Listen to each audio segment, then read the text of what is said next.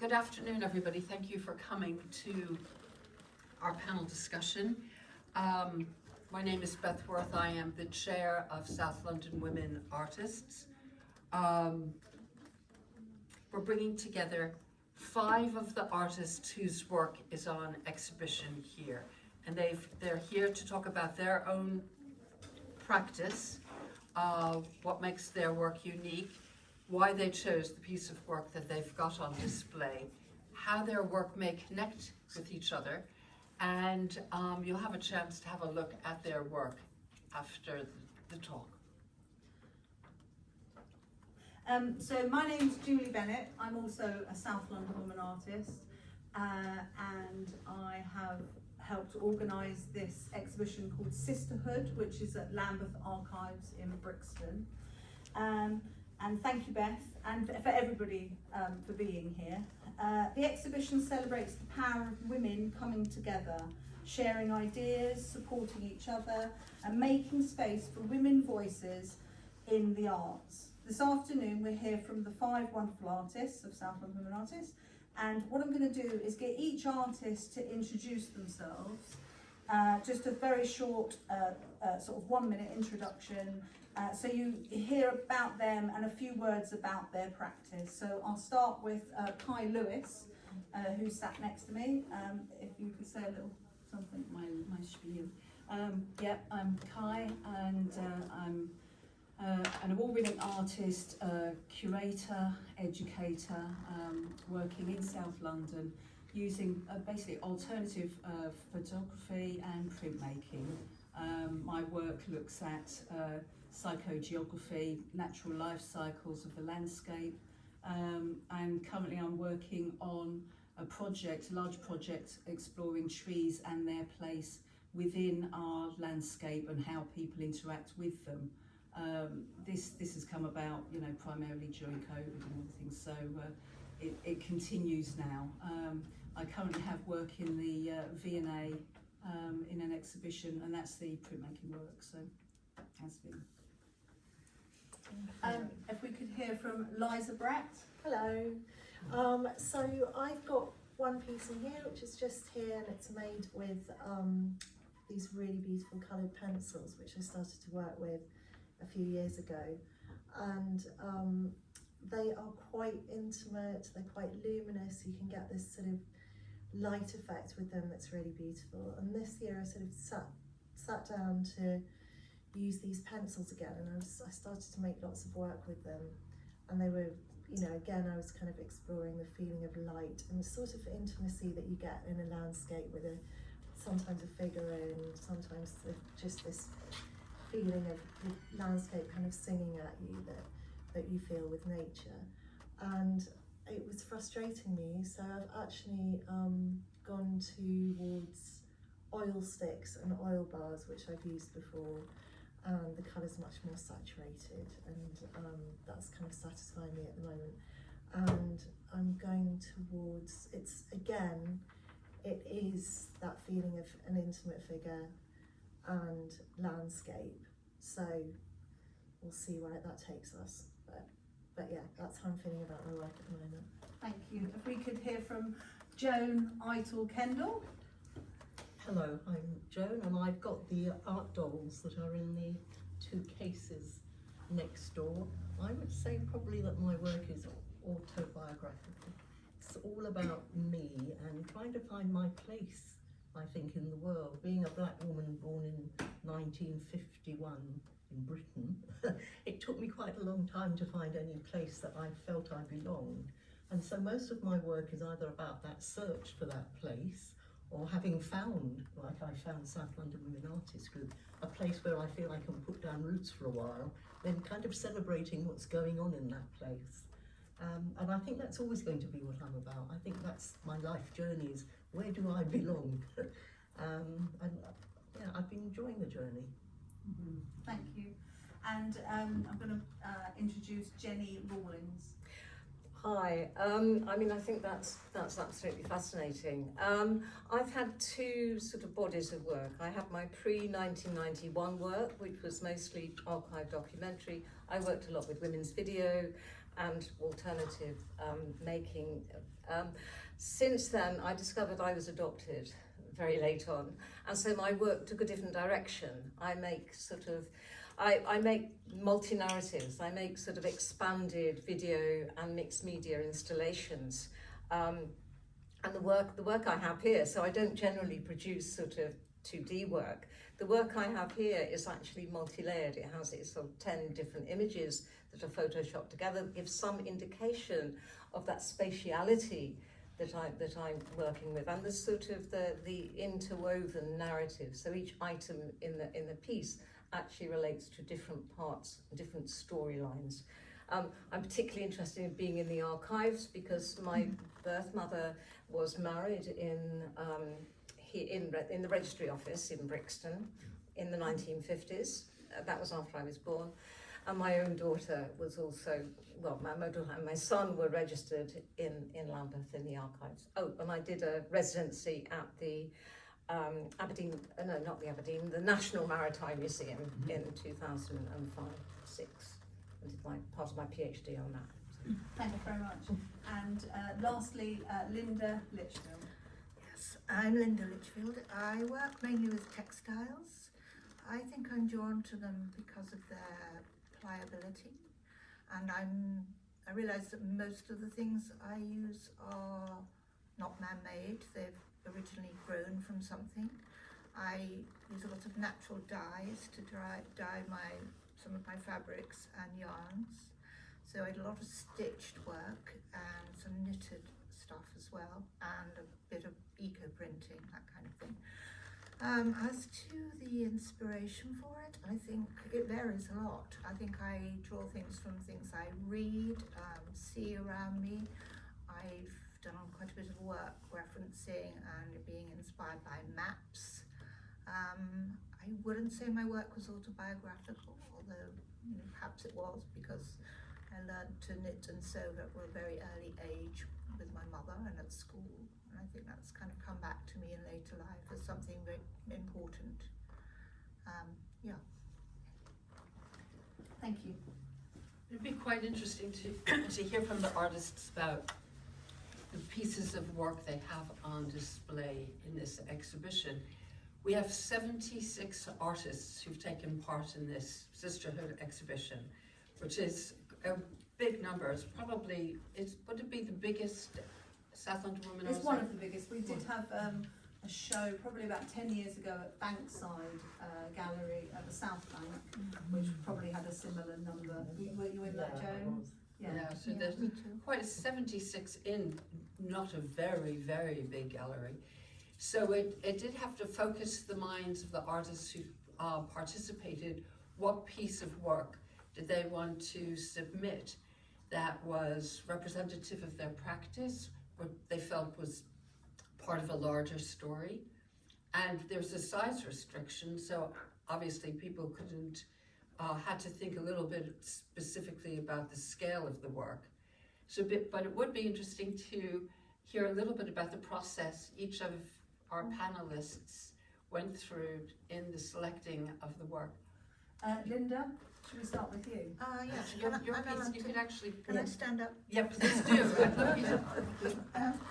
Yeah, this is my piece here. It's titled Mind Map. And it came out of my work researching maps, and it began life as from the maps of the arrondissement of Paris. So the blue stitched line is part of the Seine, and then the arrondissements start next to the Seine and go round in a sort of circle like that, numbering from 1 very near the centre, going round to I think it's about 18 at the edge. And then when I was looking at the layout of it and seeing the structure of it, it reminded me of the phrenological heads that were very popular in Victorian times, either made of china, I think mainly, or sometimes wood, I guess, where the Victorians, and maybe people before then, thought that every particular little bit of the brain controlled either an emotion or some sort of feeling, so that this part here would make you sympathetic, this one would make you very attached to your family, and so on. She's just saying to take your seat so that you're in. Or stand forward so you're on the video. No, she was saying to take your seat again so people can see you when you speak. Oh, okay. I've forgotten where else. So you were talking about the different parts of the brain, Yes. physiology, which is So, yes, so then phrenological heads, yes, that's right. So, I did some research online, looked at different phrenological heads and the sort of things that were represented on them. And then I selected words from those researched. And I have to say that I didn't attribute a particular word to a particular arrondissement. So I wouldn't say, for example, that friendship was particularly popular in that area there. Or maybe it was, but I was very much influenced by the size of the word and the size of the shape, the space. So there was a bit of, it's not terribly conceptual the way I put them in, but they were arranged in that way. It's stitched onto, it's all hand stitched onto silk organza. It's a lovely material to work with, but quite troublesome to frame, so I had to have it professionally stretched and framed. And I really would have liked it to have been able to see right through it, because it's a very translucent material. But as my framer pointed out, if he wrapped it round, then you would be able to see the wrappings coming through as well. So we decided to put something solid behind it. But I think he's done a pretty good job with that. Yes, thank you, Linda. Ginny, Yeah, ask you to talk about I your just piece. wanted to take that up because that's really interesting, because part of my work has been with silk. So I have used silk organza, and in the image that you see there, there's a long sort of elongated christening gown that I handmade with silk organza, but I've actually done other printing onto silk fabric. I became very interested in that. One of my birth ancestors, I've done a lot of research, was a silk ribbon weaver in Coventry. So I have a particular interest in silk as a material. But the other piece on that is also I handmade as a child's sort of dress, a frock, 1950s frock, that I also handmade, but that's made of linen. But I also used, I also used embroidery on the little dress. It has "You should be grateful" on one side and "What a good girl" on the other pocket, because that's what you're told when you're little, and it didn't make sense until I really found out later. The other piece of sort of embroidery on the piece is onto sort of blue velvet, which says, "I was the princess I always thought I was," and it's draped over a chair. So each of the items my work is sorry. So Ginny's work, which is a photographic work printed on aluminium. It's actually a giclée print. It's mounted on aluminium, but it's actually created from 10 layers. It's 10 different, I think it's 10 or 11 different So it photographs. almost has it almost feels like a film still. Yeah, it is, yeah. It's so beautiful. So after this talk, I think, well, Ginny could point you to it, but it's... And you talked about being adopted. When did you find that out? 91, I've just realised, because I have my birth certificate, my revamped original birth certificate. So, okay, I want to say, my original birth name was Jean Stuart Wortley. If you Google Stuart Wortleys, they're honourables, but mine weren't. The Stuart was a great line of illegitimacy from North East Scotland, and the Wortleys was from South London. So and because this piece is called Dancing Dancing with my Mother. mother, Yes. and it's important. It's mother, so it is about my birth mother, Yes, I see. Elsie. So it's relating to that sort of, and that sense of. So in the video piece, it actually has. I use image. I have photographic. I have part of a photographic archive that I was given by relatives in Canada. So I'm using, for the first time I've used images of myself and my birth mom. I never met her, she died. She was dead before I found out. So, but then I can use things, you know? It's like, I don't owe people anything, in a sense, you know? I mean, I think that there's a freedom, and I've used other, I've used a silk ribbon weaver in other works. I've used a boy sailor who was sent to the East India Company. So I have this great sort of history, but it's fractured. Yes, It's but in a way, the piece itself, I think, shows there's so many different elements, and it is a very beautiful piece. It is. So interestingly, there's a good connection with Joan's work, which has, you said, it's very strong autobiographical. So do you want to? Yeah, go ahead. Okay. Joan's work, by the way, is in the two vitrines outside they're this the dolls, space. the art dolls that you see in there. And I forgot to say at the start that I'm a textile maker. I only work in soft materials. It seemed quite important to me that they're things that are soft and pliable and that you can hold close to you. And this is part of, I made originally 20 of these. I called them Women of the Cloth. And each one of them is engaged in some form of craft work. So if you were to look closely, you see some are knitting, some are weaving, some are felting, some are coiling, but they're all engaged in some form of craft work. And I made them at the time when my mother had dementia. My mother had dementia for about 8 years and lived with us. And it obviously got, worse and worse as she went along. And it came to a point where I couldn't go and work in my studio any longer. I had to stay with her in the room because she got very anxious. So it was, well, what am I going to do?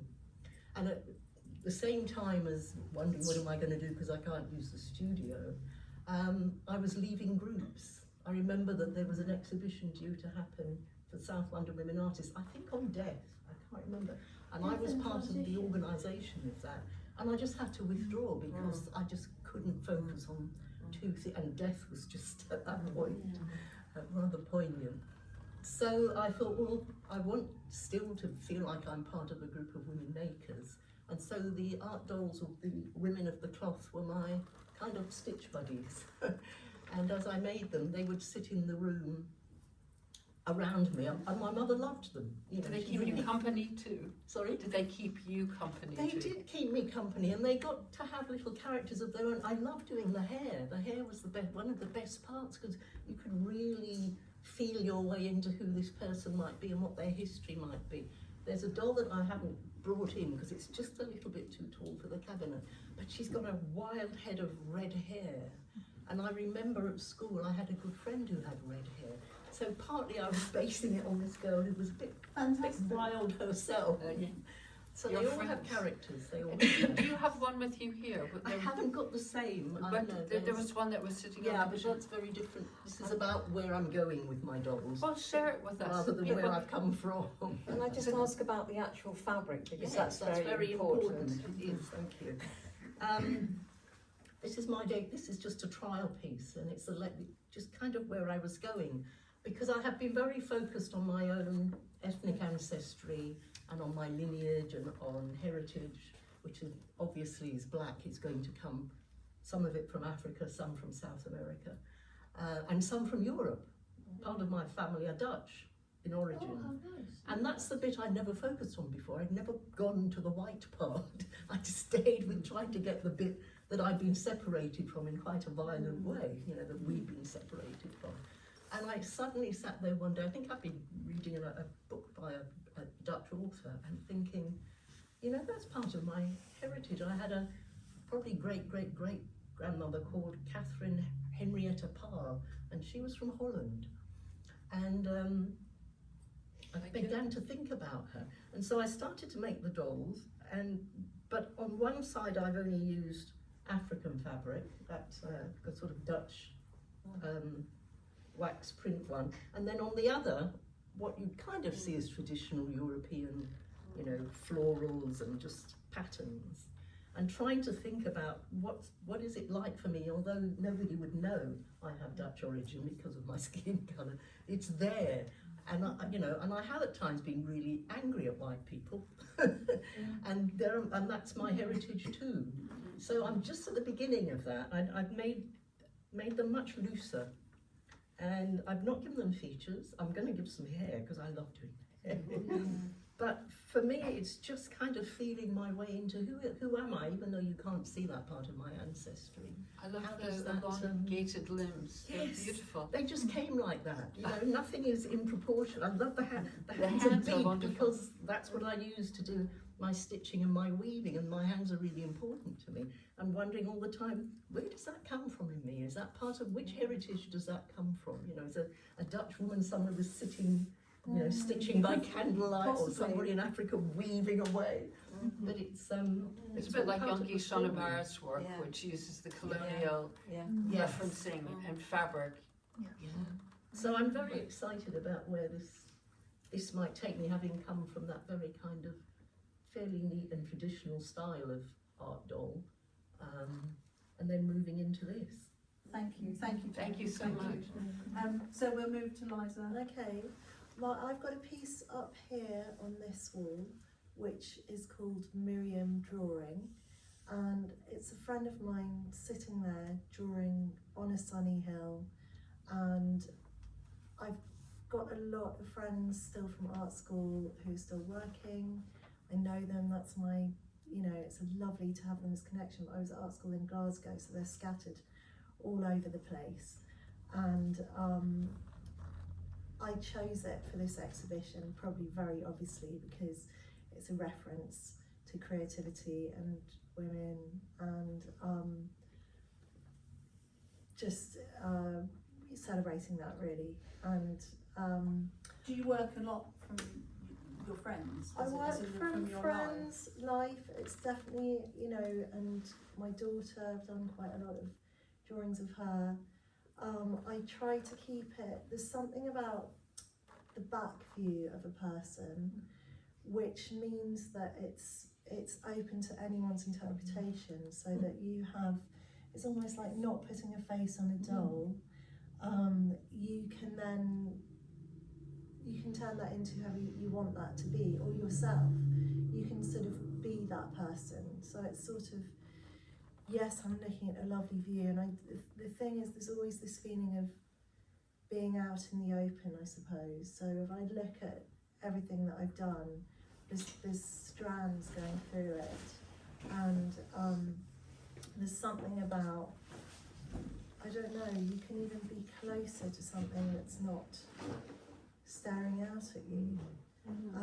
So that it's sort of a spiritual intimacy almost, and connection. And I suppose the light, often I'm sort of very drawn to that golden hour at the end of the day where everything sort of lights up and is incandescent, and you have, you know, you have halos around people's heads really, and you have a sort of, you know, there's a dreaminess about the light, and it's casting long shadows, or it's setting something on fire with the colour. So it is a visual thing, but I think there's also something about that warmth and that sort of balminess, that end of the dayness, that feel of closeness that you might get at a certain time of day.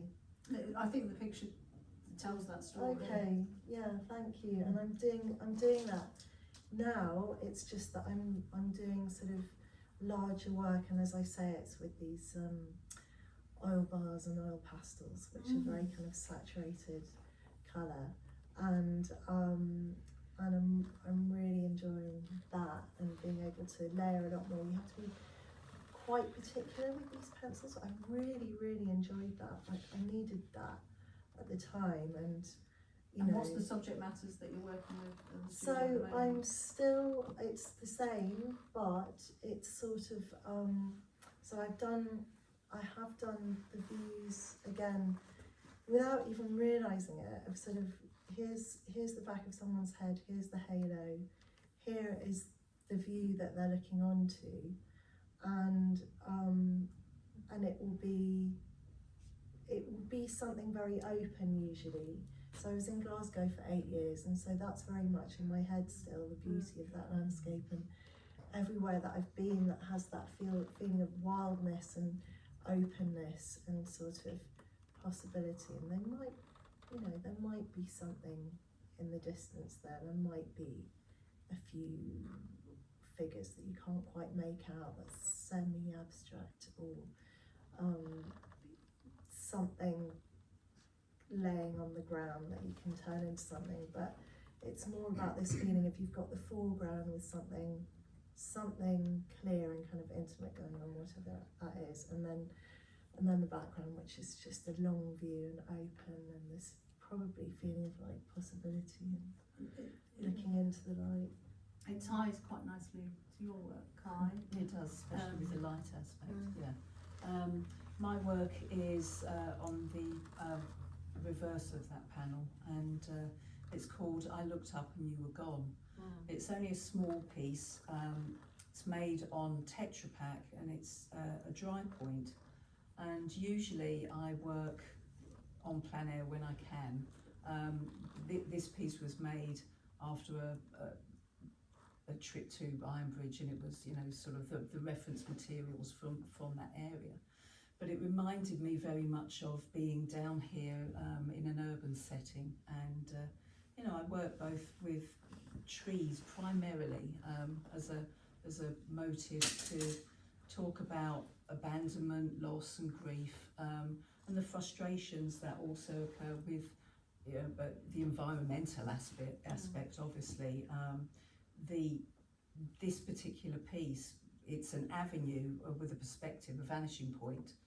And so, you know, with that title, there was a resonance. There's also, And the title is? I Looked Up and You Were Gone. Now, there is also a humorous aspect to that, because often being somebody who makes pinholes and taking pinhole exposures are usually very long.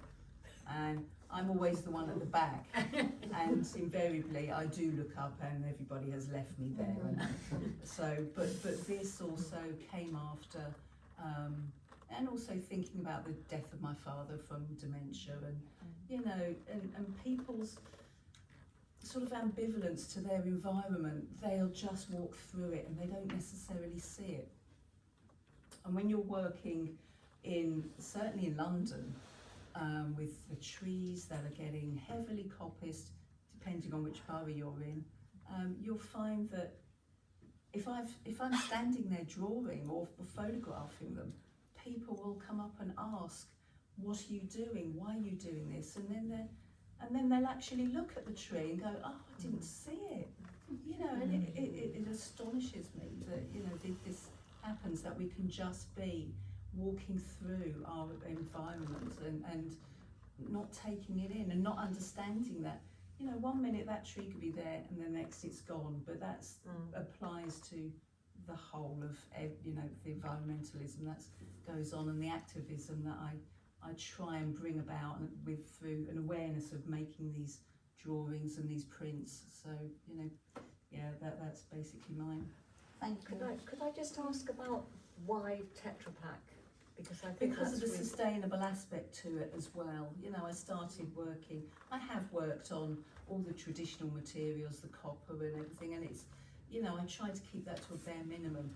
Tetra Pak is out there all the time. It's being thrown away. It's single use, and to be able to do something with it, and it doesn't cost anything. You know, that's a big aspect, but it's available, and I have, you know, people collect it for me, you know, and it just comes in, and, you know, it gets left on the doorstep, and it's free materials. Why not use them?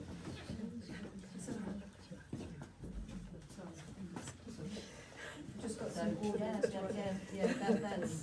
that's why. Oh, of course, yeah.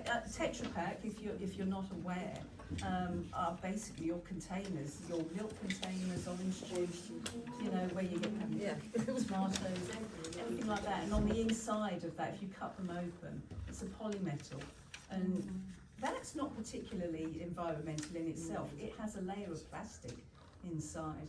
So, you know, sometimes I strip that off, sometimes I will engrave through that. So I'm scoring and abrading the surface and then inking up in a traditional manner. So you still using traditional print processes, but just an unorthodox substrate. Excuse me. Thank you all for that so far. I think a big question that I'd like to raise is, obviously we're South London women artists, and it's International Women's Day tomorrow, and I'd like to think about what it is about being a woman artist today. Does it matter? Do you think that the art world now is equal to men and women, or do you think it's still lacking? I know maybe 5 years ago it was lacking a lot more, and the big galleries have stepped forward and started to do lots of big women shows like the Tate and the Royal Academy. And do you think we're there? And so I'd like to ask, just like a couple of questions for you to think about, is what challenges do you think women artists face today? Have you noticed any changes in the art world for women over the time? And do you think visibility for women artists is improving? And I think if we start for the middle of the panel, maybe Joan? What do I think? Being a woman artist today, how does it feel in 2026? Gosh, it feels like sometimes I want to look over my shoulder to see who the person is talking to about art, my art or whatever, because it doesn't feel like it really bears any relevance to me. Often because it's textiles, it's kind of second or third rate or class or whatever anyway. And is this your hobby? I get that word an awful lot, hobby in it. And I feel like, we all live in a world of textiles. We couldn't survive without them. And it's amazing to me the things that people do with them that is art. It's wonderful. But I find all the time that I feel like I'm not valued for my kind of art. Art is what you put in a frame and put on the wall, and you spent time painting, and maybe you've done degrees in it. And that's not been my routine. So for me, I don't feel particularly valued and often I don't say, if I'm asked, I will just say, I work in textiles. I very rarely say I'm an artist, because I haven't really got a clue what that is at the moment. So that's a great shame, because you're a fantastic artist. A fantastic artist. But I find that, yes, being a woman, being a black woman, being an older black woman, and working in textiles, that's an awful lot of boundaries you've got to kind of push through. And for that reason, I know it's short-sighted of me and a bit selfish, but I spend most of my time only looking at women's art. I'm mostly only looking at textiles.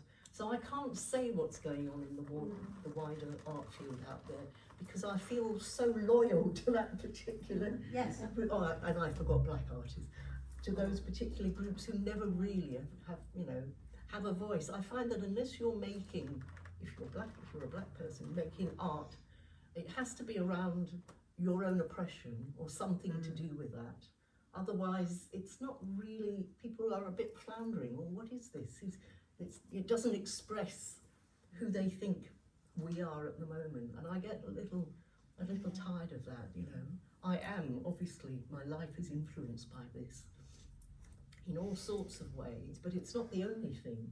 But it seems to be what they want to look for in your art. And I remember somebody talking about the art dolls and saying I hadn't used brown and black fabric for the faces. It was just...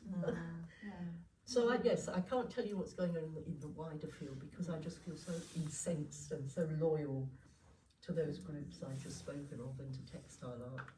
Thank you. Liza, would you like to pick up on that? Yes, how do I feel? My mum was an artist and she died last year, and I went to a Paul Arago retrospective that was at the Tate. God, I think it was. Anyway, it was at the RAA. Anyway, it was at the Tate, and there was an amazing artist film about her, and she was born the same year as my mum, and I thought I must make a film about my mum. And in making that film, I learned so much about her life as an artist, and really how much she sort of lived really for her art. And then she had us, sort of took a break for 7 years really, because she was doing it pretty much by herself, looking after us. And then when we were then installed at school, kind of went back to painting, but it was a very different thing really, not having that support. And it did make me realise that Paula Rago had a patron that paid for her. She had an incredibly supportive husband, and sometimes it's luck whether you get picked up. Obviously her work is brilliant and amazing, but so is my mum's. And there are a lot of sort of slightly stalled, difficult art careers. I mean, I have a daughter, she's 18, she lives with me, it's just us two. We've turned the sitting room into a studio, so there's just art materials everywhere. I'm constantly cleaning the floor. Don't clean it. Well, I'll step that on the bar all over the house. But yeah, it's you know, I'm really enjoying this little phase at the moment. But I did feel a bit squashed for a while, because it's, you know, there's a lot of compromises that you're making really when you've got your house, you've got to sort of be there for your child, not make, you know, she'll say, oh, you're always painting. And then I said, well, now you're doing a pre-foundation course in art, maybe we're both painting, maybe we're both here and we're both working away, you know. But we've been through different phases of it, and there was quite a long time where I felt like I couldn't, you know, impose my work on my home, you know. I mean, yeah. Yeah, women have to You juggle just a lot of that going on, which is really, you know, I know it sounds like a cliche, but it is part of it. And I do feel like my mum would have just carried on in this incredibly, you know, focused, you know, art was her life way that she had. If she hadn't had us, obviously she was happy that she had us, but she gave her studio that she was given by the council. Some studios were built for artists in the 60s, to my dad. And he's had it ever since. And the art that he's made there is like hardly anything. We've been left with like 500 of her paintings. So yeah, I don't know. I love my dad. I'm not being disparaging. I'm just thinking that it was such a different thing, and it wasn't quite fair the way it all happened. But anyway. Liza, is it worth saying who your mum is? Yeah, so she's actually got a piece in the Royal British Artists exhibition at the moment. She was an RBA, and there's a memorial wall for her, so that's just on at the Mall Gallery. And her name is? Anne Wright. Anne Wright. Yeah. Thank you. Kai, would you like to pick up on it? What is, in printmaking land, Well, I mean, I think that's interesting that you picked out the printmaking, because I feel that I work across. I am multidisciplinary. I was thinking of the piece. No, I know, but also, you know, it's that pigeonholing, isn't it? And people always have to assign a particular label to you. Now, I have used the word artist, and it does feel funny, but it's taken a long time to get there. And you know, I went to uni a long time ago, 40 odd years ago, and I stopped for family and home-edited them for like 20 years, and I was still making work, but the work that I did as a commercial artist, because I was a freelance illustrator then, is very different to what I do now. And what I started to do after coming back in and having increasingly more time to work for myself, and then started going back out there and doing things that are in the broader community, you know. And so thinking back to when I initially left uni and was making, you know, and going out when you used to have to, there wasn't so much internet then, you had to go out and you had to take your work with you and show people, and being a woman then was a real slog. It was very, very different, and getting illustration work and somebody else would come in who was a man and you know that they would get it. Or you would be asked to, can you work like he does, you know, and it's like, no, I'm working like I do, you know, and so you just let things go, you know. I would prefer not to have done things in the end. Now, I feel like I create my work. I am working in a very different way. I'm not working for anyone specifically. If they want work, that's great, but I'm doing it my way. And I am fortunate to have a studio at the bottom of my garden, and also in my house, and probably I'm spread all over the house, and the house is full, you know, some of our children are still at home. They're artists as well, so as you can imagine, it's chaos, but it's a creative chaos, and there are people here who know what it's like, and that's great, and it's conducive to working. You know, we'll all be doing our different things at the different times, but you know, but when you people ask you, you know, what do you do, and you say, I'm an artist. Oh, you're a woman artist. Oh, you're just working in printmaking, or you know, what do you do? And I said, no, I make, you know, photographic work. I have a dark room, you know, and I'm doing a variety of different things. It still feels funny to say that, even though I am fortunate now, you know, work has been in a lot of exhibitions and is in collections, people buy it, you know, but it still doesn't sit quite right, and I don't understand why that is. Why do we have this struggle? If I was a plumber, I'm a plumber, you know, and people would accept that. True.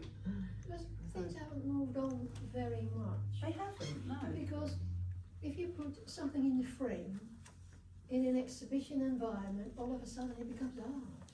Yeah. Which is maybe the case, but it's sort of institutionalized, and it hasn't moved very much on, has it? About 50 years ago, I ran a gallery in the Netherlands, where I come from. That was hard work, and I had to run the gallery by doing my own photographic work and give artists a platform, because that was my way of working, provide a platform. Yeah, and I think that's important. I also teach, you know, I do workshops and the like, and also I curate. So I find it really important when I'm curating that it is a level playing field, and for the most part, the exhibitions that I've curated, thinking back, are mostly full of women. Not that I'm excluding them, but I think that certainly the environmental aspect of these, and you know, it's about sustainability, it seems to interest us more, and certainly that, you know, that's the response I've got, and yeah, it's been an interesting process over the last few years. Thank you. Jini, would you like to answer what challenges do you think women artists face today? Age, access to resources. I mean, because of working in that, you know, in expanded media and video, I mean, I think that's always been a problem. But I think that because I was involved with, like, you know, whichever wave of feminism we were at then, you know, I did a lot of work around in women's video. I was co-founder of something called Real Women, which was for women in film, video, TV in the late 90s, late 80s, early 90s. So there was a lot of work that was done to push that sort of visibility of women and women working in the industry. I think now, I mean, I've just been to the Rose Wiley exhibition and the Tracy Emin exhibition, and there's a Shihara Shiota exhibition. So there are these big things that are happening. I'm not quite sure how that sort of pans out across the whole area. Yes. I also think that you were talking about being called an artist. I mean, I spent 37 years in an institution, I mean a university institution. So during that time, and I made a lot of work. I made my work, I got a PhD about it, but it was like, did I call myself an artist? I now call myself an artist because I left the institution. But I mean, it was a long, hard slog to sort of get to that. And I think that there's still, you know, that sometimes today I think you see young people coming out and they expect to go into doing what they're doing. You know, you have people coming out at 19 or something, or 20, and say, right, I'm going to have an exhibition.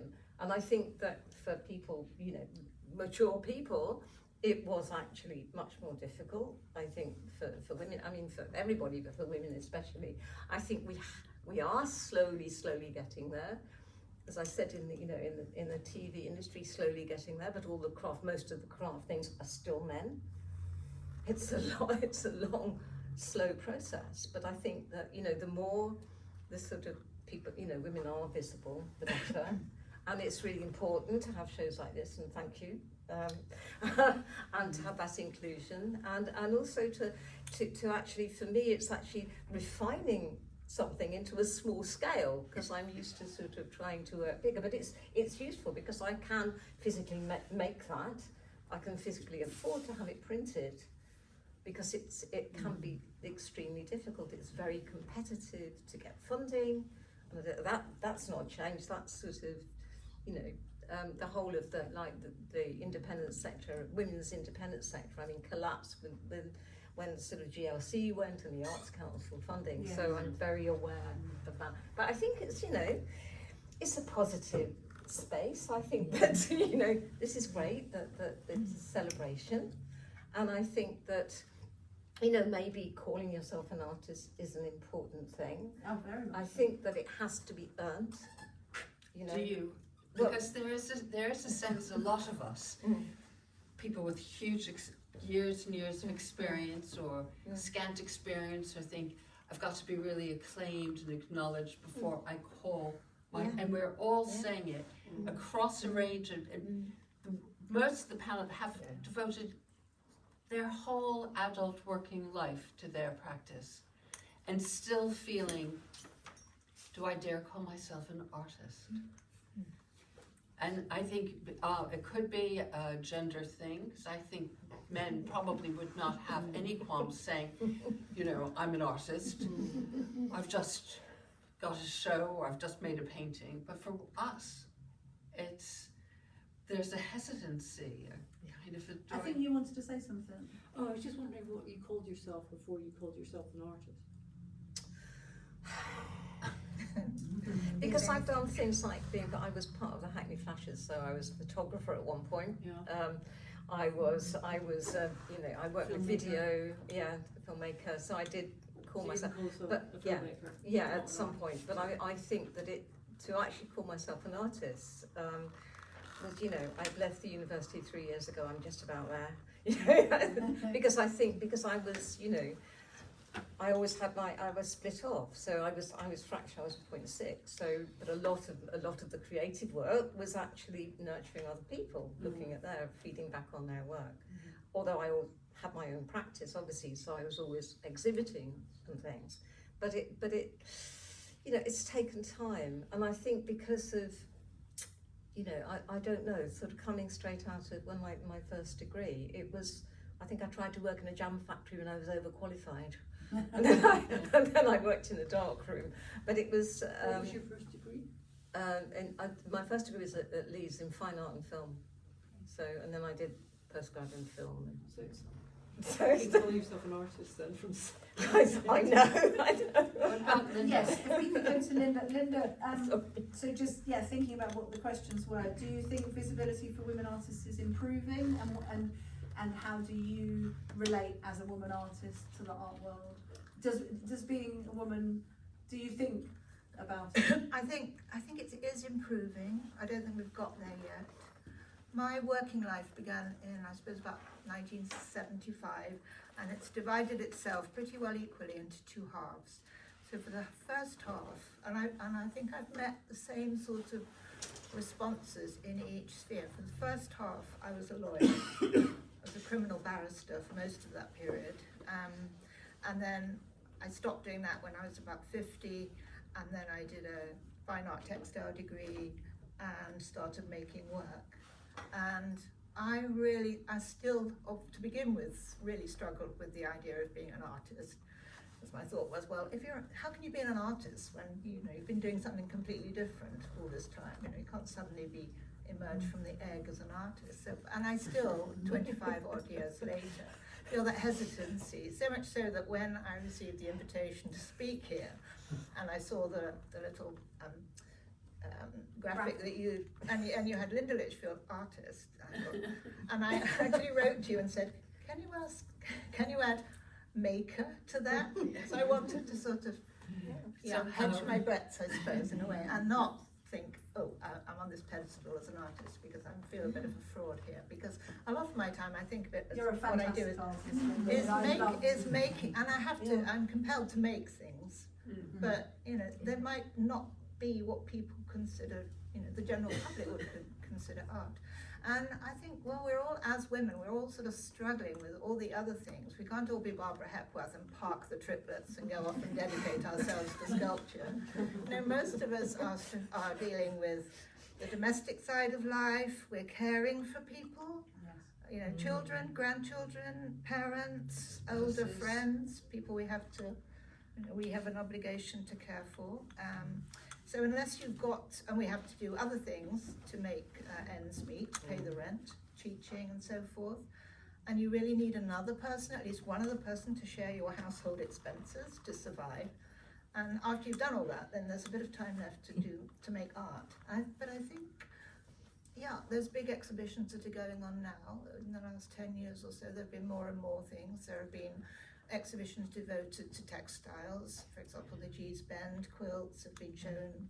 I went to Bath last week when there's the current exhibition of them and things like that. We are becoming more visible, more viable, if you like.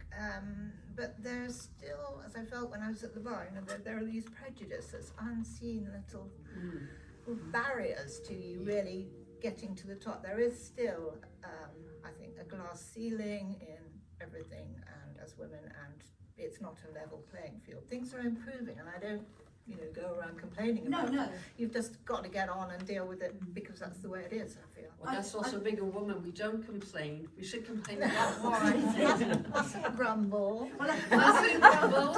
I think, Linda, so just to I think we've got a couple more things to talk about. What it is to be a South London women artist. Is it important to be part of a community of women? And then we're going to open it up for the audience to ask a couple of questions, and then we'll have a closing reflection, and that is, what does sisterhood mean to you? But let's go back to Linda, as you were talking, and say, being part of a community, South London Women Artists is very much about community. How important is it, do you feel, that each artist supports you and you support the artist? And does networks and communities sustain your practice in any way? Well, I think those sort of networks like the South London Women Artists are crucial, actually, and they support my practice by offering me mentoring, exhibiting, and other opportunities. It can be a pretty lonely life being an artist. Yes. And I'm still putting the quote marks around here,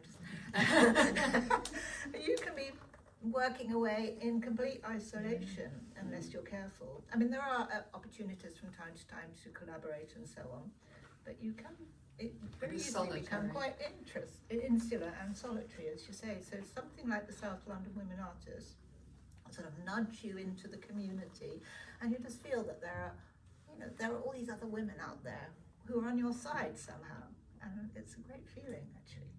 That's lovely. And Jini, how long have you been a South London Women Well, Artist? because I've sort of come and gone, or yes, When you back into the fire. yeah. Well, I think because mostly I make sort of expanded work. So I think when I sort of joined, there wasn't really a space for showing what I normally show, the sort of video or interactive pieces. So I think that rethinking that, it's been great. It's really interesting to sort of be able to sort of think about making pieces that are, for me, essentially sort of 2D, and actually trying to sort of put the layering within that thing. So, but I think it is really important, and I've met sort of wonderful people through, and we have another collaboration that's going on. So definitely, that's been really important to have that sort of relationship.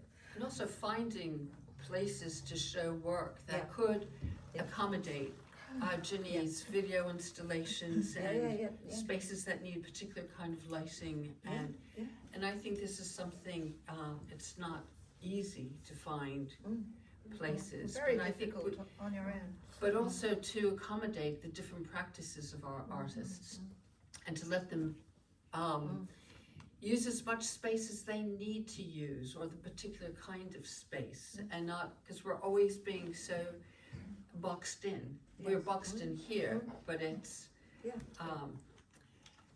know, it's the nature of the beast, and it's a wonderful gallery. So we've all had a size restriction on our and what we've put into this exhibition.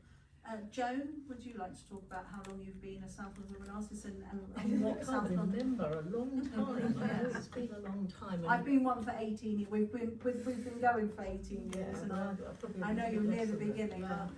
Yes, this was, I mean, it was an unbelievable space when I found it. I couldn't believe that it existed and that it had such I don't know what the word is.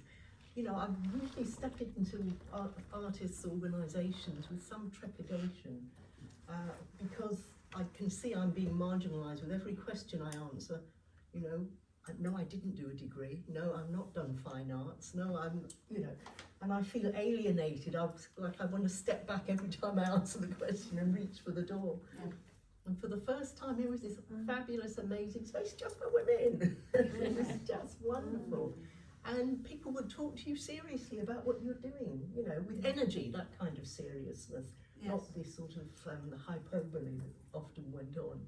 They'd be interested and they'd energise you and they'd ask you questions that made you think more about what you were doing. It's an invaluable space, and I've come back to it. It feels just wonderful. You know, Beth, obviously that's a lot of it is you're doing as a garden chair. It's wonderful, and you. I'm Julie. Well, you've always had energy for it.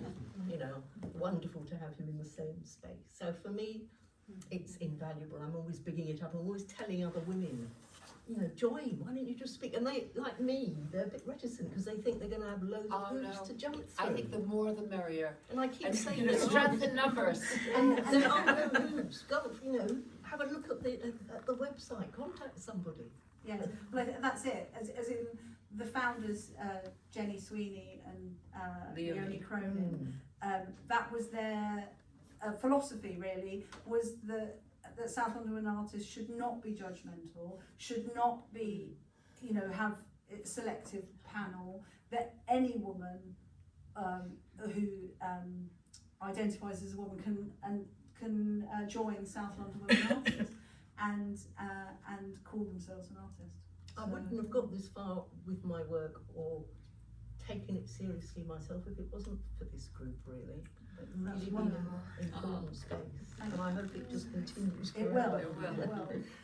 Liza, what does being in a women's group mean to you, South London Women Artists? Well, I think the opportunities in this group have been amazing. The amount of shows that get put on, the fact that there's 85, you know, members that can pool all their skills and 95 now. 95. That's just like, that's a lot of skills, a lot of people who bring so, you know, so much to it that we, you know, we can all share. And I want to be able to share more. I'm quite a new member actually. I only bumped into Julie in the street, and I only met you really before at a few things, like through some friends. And you said, oh, we're putting on a show above this cheese shop. Come and join. I was like, okay, all right. You know, it was a few days before you were hanging even, I think. So I just put some things in. And then I discovered really what it was, the South London Women Artists Group. And you know, I've often collected my work from Beth, and we've had long chats and in her kitchen. It's been lovely. But I just think, you know, people are so good at organising, at keeping in contact on these WhatsApp groups. You feel supported, you know. Anyone who has problems organising anything, there's someone that's brilliant at that. There's someone that can. I've been inspired by the fact that people have, you know, had really great websites organised, that they know, you know, that it's made me think, okay, this is another thing where I need to get my own Instagram clearer, cleaner. This is, you know, you see what other people have done, the quality of, you know, promotion, and it is inspiring. So I think I'll just be getting more and more into it, and I'll try not to miss application date. Believe it, because I've sold lots of work through South London Women Artists. It's been amazing. And that show at the East Side Picture House was great. And Kingswood last year Yes. too. You had pieces that. Yeah, so it was, honestly, I'm really grateful. Thank you. That's great. And Kai, you've been a South London Women Artist for quite a while now, haven't you? I know, I was trying to remember. I think it's maybe approaching about 15 years. Yeah, I think. I think so. Yeah. And I think, you know, over all that time, everybody I've met, whether they've stayed here or not, you know, it's just, it's been fantastic, and it's a really vital resource. Yes. It's absolutely essential to be part of a group like this, because, you know, if you can't do something, there's got to be somebody out there who knows how to do it, for one thing. But it's just inspirational, actually, because of the variety of work. There are an awful lot of exhibitions going on, and if you don't want to do that one, then maybe you'll do another one, you know. And it's this lovely creative churn. There's always something going on, and I think that's it's a powerhouse, really. It is. We have each other's back, which is also important. Yeah. That it is a support system. Yeah. Because we all feel insecure and unconfident at times, but we're together as a group, and we can help keep our spirits up and our buoy each other, and as you said, share resources, which is really important. We learn a lot from each other. I've learned a lot from all of you. Yeah, I mean, it's not just practical resources, but it's that support. It's an emotional support as well. Because people really do care about each other, you know, with ups and downs we all encounter. And somebody puts something on WhatsApp, and suddenly you get a dozen people saying, "Oh, I'm so sorry," or "Oh, well done." It is. It's true. Thank you all for coming today to listen to our panelists of artists, all artists,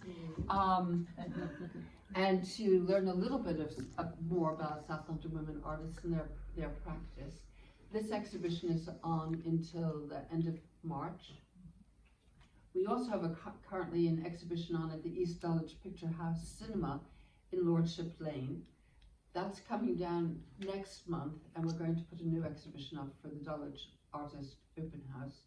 Different kind of space, but it's also an opportunity to see work. Julie wanted me to say something about membership. Oh, catalogs. Yes, Yeah, catalogs and yeah. membership. Okay, so so I don't forget. We actually sold out of our first run of catalogue notebooks, which Julie beautifully designed. We've just done another reprint, hot off the press, that got delivered yesterday. You can buy yourself a copy. And if you want to become a member, it's very straightforward. You can just go to our website. We have QR codes on all of our posters, which will lead you to our website. And you go to the membership page, sign up, and you become one of us. But I really want you to all see the work of the artists here. Yes, so we'll get you, if you're interested in seeing each piece, we'll just do a little quick walk around. Yeah? So thank you very much, everybody.